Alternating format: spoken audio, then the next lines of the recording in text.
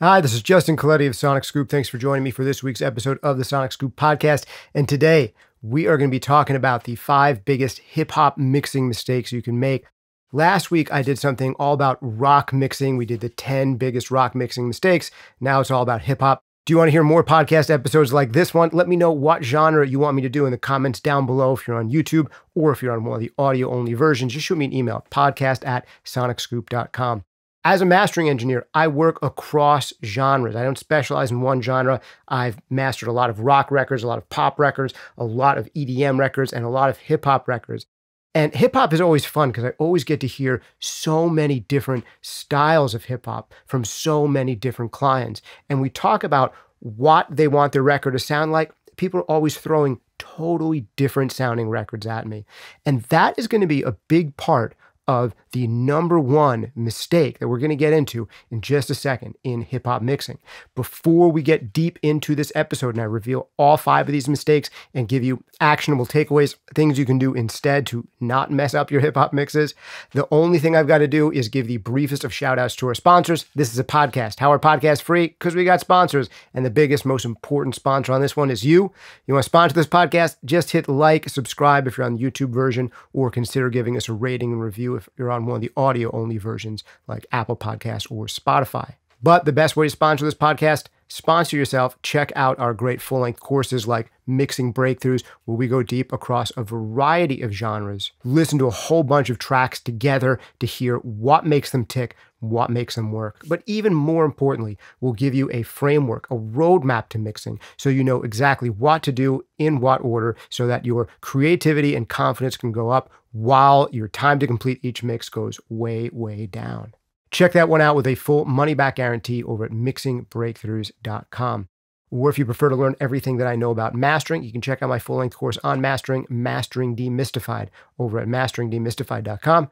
Or if you want to get a real handle on compression and limiting, check out the full-length course, Compression Breakthroughs. It will cut down your learning curve dramatically for finally figuring out how to hear, understand, and use compression like a pro.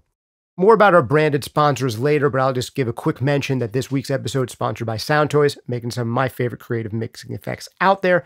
Check out anything they make for free for 30 days at soundtoys.com. Focusrite, talking to a lovely Claret interface right now. Their whole line of interfaces, some of the best bang for the buck stuff out there. And all of them come with the Hitmaker expansion bundle that give you a whole bunch of great tools that you can use in every single mix you do.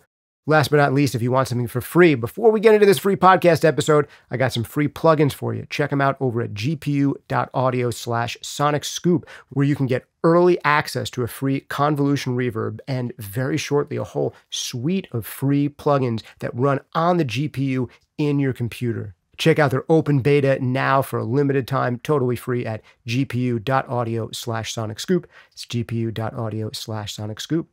All right, without further ado, let's get right into this week's episode. This episode is for people who were both born and bred in hip-hop and people who are engineers and producers who are finding themselves with hip-hop clients working on hip-hop mixes, hip-hop masters, and just not knowing exactly what to do with them or how to approach them. If you're in either camp, I think you're going to get a lot out of this week's episode. Believe it or not, I played in actually live hip-hop bands when I was in high school. Played bass and drums and did breakdancing. It was an MC. I did that in addition to playing in rock bands, so kind of weird. And I've kind of been into hip hop since I was a teenager, but I got away from it for a while in my 20s and then started getting back into it later in my mixing days and then my mastering days when I got more and more hip hop clients. I worked as an assistant engineer and an engineer working on hip hop sessions in studios for a long, long time at the beginning of my career, but I kind of moved over to doing more indie rock and pop tracks. And then when I got into mastering, found myself working on hip hop tracks again.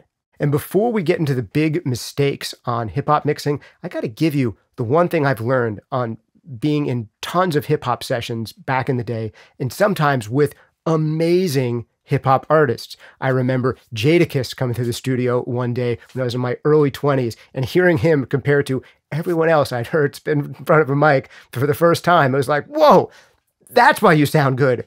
You're good at this. So that's a big thing. Having an amazing talent in there with an amazing vocal help solve so much of your mixing problems in hip hop by making people not really care about the mix so much because the rapper on the track is really, really good. So that's one huge, huge thing about getting great sounding hip hop mixes. Get with a great, great hip hop artist and work with producers who are producing great hip hop tracks.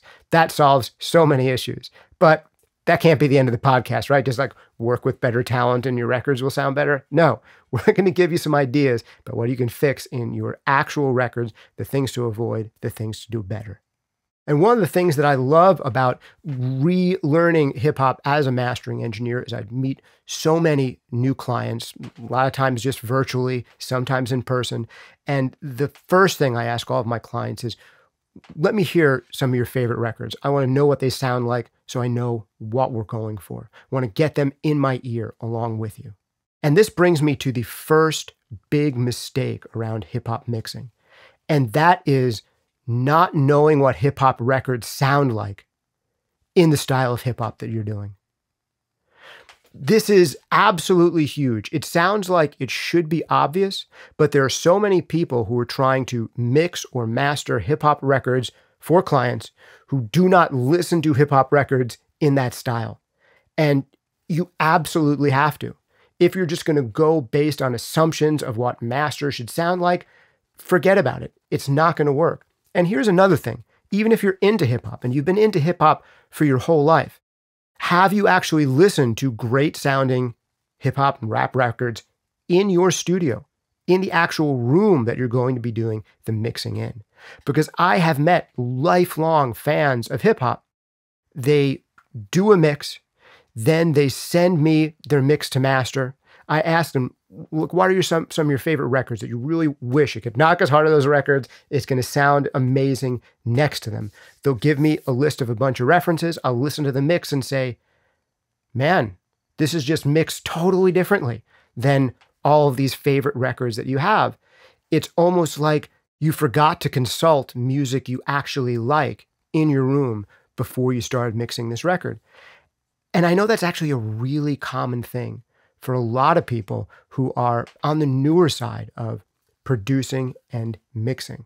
People are often afraid to use references, or they don't think they want to use references because they don't want to copy anybody else. I totally get it.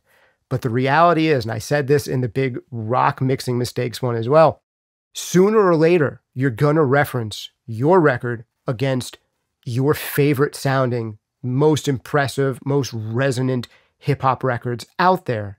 And you think it's better to do that now before you get started mixing or after you're done when now you can't do anything about it? Do it before. Listen to great sounding hip hop records, and not just great sounding hip hop records in your style, in your space before you get started. Because here's a big thing. Lil Wayne records sound nothing like Tribe Called Quest records, which sound nothing like most Jay-Z records. And then you take that and you compare it to some really tight sounding old school hip hop like Run DMC or Slick Rick, and it's again a totally different world. So watch the general flavor and style of hip hop we're working in. Get that stuff in your ear, and don't be led astray by mixes and masters from other genres or just other styles of hip hop. Also, don't use as references your friends' crappy mixtapes that aren't very good. That's not what you're trying to beat. You're trying to sound as good as your favorite commercial releases by your favorite artists. So you can't just be listening to amateur beats that come through your studio and comparing your work to those, because they'll encourage you to make the exact kinds of mistakes that we're going to talk about in this episode.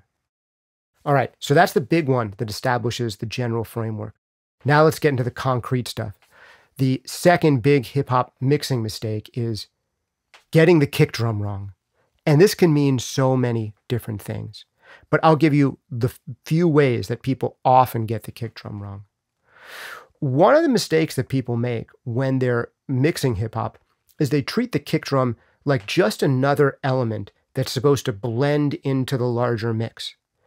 And it's like, no. If you listen to most hip-hop records, That's not what the kick drum sounds like. The kick drum usually, most of the time, pokes out of the mix.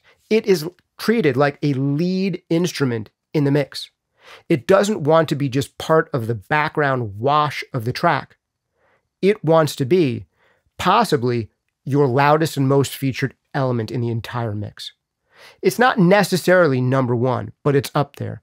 In a hip-hop mix, it is usually kick drum and vocal often are your two almost lead instruments in the style. There are some exceptions here. It could be snare and vocal in a slightly poppier sounding hip-hop track. There's often a main sample that'll have a really important featured role, but kick drum is usually up there as a tier 1 instrument. And one of the biggest problems that people have when they're mixing hip-hop is that they'll let their bass get in the way of their kick drum. And in like 80% of cases, about 80% or more of great sounding hip-hop records, the kick should be more dominant than the bass. If anything, the bass's job is to stay out of the way of the kick and every once in a while supplement or augment the kick. And if you really listen to a bunch of hip-hop records on a good big system that reproduces low frequencies well, you'll get that feeling. That kick is primary, bass is secondary, 80% of the time or more. There may be some rare exceptions to this where there's a somewhat busy or interesting bass line and maybe there's a more tight and knocky kick that kind of supports that bass line, or maybe there's a really indistinct kick that kind of helps support a more melodic low bass line. Those things can happen, but that's like the 20%. The 80% is keep the bass out of the way of the kick drum, and sometimes you even end up taking low end off of the bass to keep it out of the way of the kick drum. Or sometimes the bass is something that's almost felt more than heard. That is just an occasional supplementing low frequency to kind of lift the kick drum further on certain hits, on certain downbeats. So those are some of the ways that you can go wrong with mixing your kick. Just not featuring it enough, not letting it poke out of the mix enough, letting your bass get in the way of it, treating it like just any other instrument. And the other big thing around your kick drum is just not spending the time to get an awesome sounding kick sample for your track. You should be building the sonics of your track to a significant degree around the tone of that kick drum. It is a cornerstone of the track. You may not get the exact kick sound you want until you start layering samples or augmenting it with a synth. A lot of great kick drums in hip-hop have more than one element going into them, all forming a new, interesting, and unique cohesive whole. And something you've got to do to really develop an ear for what great kick drums sound like is listen to a whole bunch of them in your studio. And when you can, steal kick drums from your favorite records, even if they're not a totally isolated sample. Steal it, listen to it, isolate it, like write down, think about what makes this kick drum sound a different way. Look at it in a frequency analyzer. Start developing a sense memory for all the different types of kick drums there are. And don't settle for just hearing the kick drums that come with your Reason library or your FL Studio library or whatever loops came with whatever your DAW you're using. Go to your favorite records and really chop out, listen to, and analyze their kick drums and start figuring out why they sound the way that they do and how and why yours sound different. This is part of your job now. If you are into producing, mixing, mastering hip-hop records, this is the kind of thing you got to think about. All right, mistake number 2 is treating your vocals wrong. And I'm sorry, I'm trying to make just 5. So just like with kick drum, there's a whole bunch of ways to get your vocals wrong. But one of the biggest ones is, just like kick drum, not making them a primary featured instrument. That's number 1. They are usually the loudest or second loudest instrument in the mix. Very occasionally, they'll be secondary level in loudness, but very often they're pretty hot in a lot of hip hop styles. But the other big thing around treating vocals is using the wrong kind of effects, the wrong kind of effects for the style of hip hop that you're going for. And I hear this especially with ad-lib tracks, background tracks. And one bias that people often have as newer mixers is making their hip hop vocals too wet. There's too much delay or reverb on them, short delays or regular reverbs with too much high frequency on them. If you listen to your favorite sounding vocals on your favorite sounding hip hop records, you'll be surprised about how dry many of them are. And again, this is like a 70% of the time kind of thing. There are exceptions to this. There are more pop styles of hip hop where you do start to get a little bit more in the way of traditional pop vocal effects on lead rap vocals. But most of the time, on a lot of great sounding records, they're drier than a lot of beginning mixers and producers expect them to be. There are some exceptions to this, but I'd say that on amazing sounding major hip hop releases, 70-80% of the time, the vocals are drier than you might expect, whereas on kind of more amateur, beginner, hobbyist mixes, 70-80% of the time, the vocals are maybe a bit wetter than you'd expect. So start thinking about that balance and really get to hearing and listening to your favorite records in your room. But simply having your vocals loud enough, and in hip hop, compressed and limited enough so that they're really stable, and not overdoing it with effects in an amateur way, that's going to get you a long way towards having really impressive sounding hip hop records. Make sure your kick drum sounds awesome. Make sure your vocal sounds awesome. And this brings us to number 4, which is snare drum. Not taking enough time for good sample selection for your snare drum. This is the other most important element in hip hop, usually just behind kick and vocal. And it's often another one of these character pieces in a hip hop mix. And you, again, just like with kick drums, want to start thinking about stealing as many snare samples as you can off records you love, even non-isolated ones, to just listen to them and understand what they really sound like and what they tend to sound like across different styles. Again, like with vocals, 70-80% of the time, snares might be a little bit drier than you'd expect on a lot of big commercial releases, and they might be a little bit wetter on a lot more of the kind of hobbyist and amateur releases. But there are different kinds of snares. There are dark and distant snares that might have a little bit of a dark kind of reverb on them, helping set them back in the mix. There are really tight, forward sounding snares that have a lot of crack and very little sustain.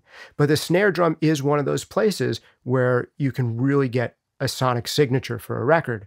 And just settling for any old snare sample usually isn't going to do it. But I will tell you that the norm in hip hop is for kicks to be a little bit on the big, fat, bottom heavy and dark side, while snares tend to be on the crisp and cracky and bright side. And that dichotomy between a kick that's even darker and lower than you'd expect it to be, and a snare that's even tighter and crackier than you'd expect it to be, that kind of dichotomy you'll find in a lot of hip hop records. And trying to do what you can to accentuate that is often going to help the groove of the track significantly. And now, number 5. And this one is basically going to be a recap of so much of the stuff that we've just discussed. And that is getting your order of priorities right or wrong in a hip hop track is what's going to separate the great sounding ones from the kind of amateurish and mediocre sounding ones. You want to have a clear vision most of the time in hip hop about what's most important and what are supporting elements. And we started to talk about that a little bit already through this episode. The most important thing on most hip hop records, your tier 1 instruments that you're trying to keep other things out of the way of, are usually going to be kick drum and vocals. Most styles, with snare being slightly secondary to those 2 main things. And then right behind it, your other tier 2 instrument is often a main supporting sample. So you've got kick and vocal, snare and main supporting element as being your primary elements and your secondary elements, and everything else, their job is to add interest while staying out of the way. And here is one of the big secrets in hip-hop mixing. The way that you make a kick drum sound so big and a vocal sound so big, and the way that you make a snare really prominent, and the way that you make that really intriguing primary sample so interesting, is that everything else doesn't matter as much. And as a mixer, you recognize that everything else doesn't matter as much, and their main job is to stay out of the way of those primary elements, and to make those primary elements sound even bigger by just being there for support.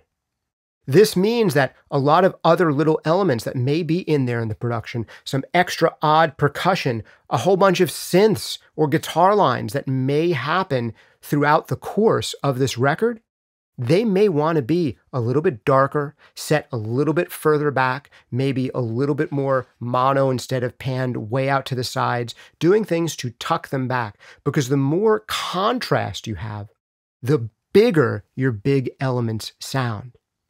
If you want your big elements to sound huge, you make your smaller elements sound smaller. And that is one of the main key secrets to impressive sounding hip hop records. You don't want to take your mix and turn it into this indistinct soup where you take everything the beat maker gave you and make it all equally loud at all times. No, that is a recipe for having uninteresting, not very powerful sounding kick drums and snares and vocals and main samples. It's your job as a mixer to prioritize things based on what's most important in enhancing the groove and feel of the track. And there's going to be cases where everything I just told you is kind of wrong, right? There's going to be these 20% of cases where, you know what, it's not the kick drum that should be super loud, or the vocal actually wants to feel a little bit smaller than it does in other hip hop tracks, or the hi-hat is really important in this track and almost wants to be a little bit dominant over the snare drum, or this just isn't a kick-driven track. It's a more of a bass and hi-hat driven track. Those exceptions will happen. But as long as you're thinking about it in this way of what are my main priorities, and then what are my secondary priorities, and then what are my supporting elements, part of whose job is to make my main priorities sound big and awesome. If you're thinking that way and you're listening to a lot of great records in your room, your chances of making good choices and making great sounding hip hop mixes is going to go up dramatically. This overall framework, way of thinking about approaching hip-hop mixes is so much more important than any little trick you might hear about putting distortion on your 808s in parallel or whatever it is. Yeah, all that stuff is fine, and you do want to find ways to make, say, your kick drum not just speak in the very bottom, and maybe adding parallel distortion and not having your kick drums rely only on bottom will make them be heard across a wider variety of systems. And there's all sorts of little tricks we can give. But all of those little tricks don't do you any good until you have a framework for thinking about how do I organize a hip-hop mix. What's the most important? What are the things I should be focusing on achieving? Where should I be spending my time? And that's what today's episode was all about. If you want a whole bunch of tips and tricks, we got a whole bunch of those for free on this channel. We've got a whole bunch of them in our full-length courses like mixing breakthroughs and compression breakthroughs, where we crack open EQs and saturators and compressors and all that stuff and work on tracks together. But for today, I hope that this gives you a overall strategy and conceptual framework that's going to help improve your hip-hop mixing immediately, starting right now. Let me know in the comments down below, what mistakes have you been making on hip-hop records? Are there any mistakes that you've heard or seen again and again that you want to bring up? Let me know in the comments down below, or shoot me an email over at podcast@sonicscoop.com. I do read every one that comes in, and I respond when I can. If you want to go even deeper with me, we do have those full-length courses, mixing breakthroughs, compression breakthroughs, mastering demystified. I do coaching calls with the clients, and I work as a mastering engineer. So if you want to go deeper, reach out. You know where to find me.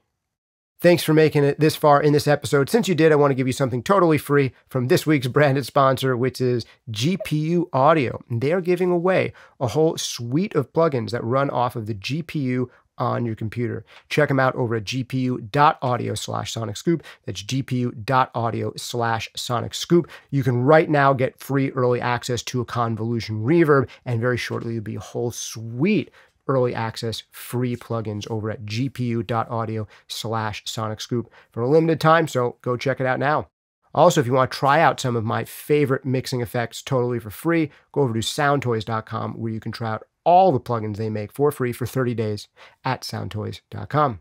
Last but not least, quick shout out and thanks to Focusrite. They made the lovely claret interface I'm speaking into right now. And if you get any of their interfaces, it comes with the whole Hitmaker expansion bundle, which offers a ton of great plugins, channel strips for mixing and mastering, tuning software for vocals, great reverb, amp simulator, virtual drums, and a whole bunch more. Check them out at Focusrite.com.